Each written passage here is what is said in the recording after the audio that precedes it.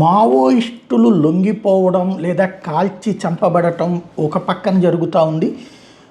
పెద్ద తలకాయలే మారిపోతున్నటువంటి పరిస్థితి. అటు ఛత్తీస్గఢ్, మహారాష్ట్రతో పాటుగా తెలంగాణలో జరిగినటువంటి ఎన్కౌంటర్లు ఇవన్నీ ఒక ఎత్తు.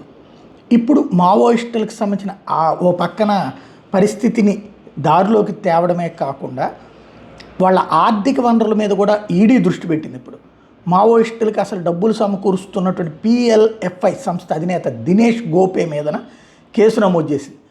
అతనితో పాటు అతని 19 మంది అనుచరులు మనీ లాండరింగ్ చేస్తున్నారు, విదేశాలను డబ్బులు తెచ్చి వీళ్ళకి అందిస్తున్నారు అన్నటువంటిది తాజాగా ఈడీ దగ్గర ఉన్నటువంటి సమాచారం. జార్ఖండ్ పోలీసుల్ని వెంట పెట్టుకెళ్ళి మరి ఇప్పుడు అరెస్ట్ చేసింది. NIA నమోదు చేసిన FIR ఆధారంగా ఇప్పుడు కేసు నడుస్తోంది. క్రమంగా ఇది కాస్త నక్సలైట్లకు సంబంధించినటువంటి ఆర్థిక మూలాలని కూడా కంట్రోల్ చేసే విధంగా అడుగులు వేస్తోంది.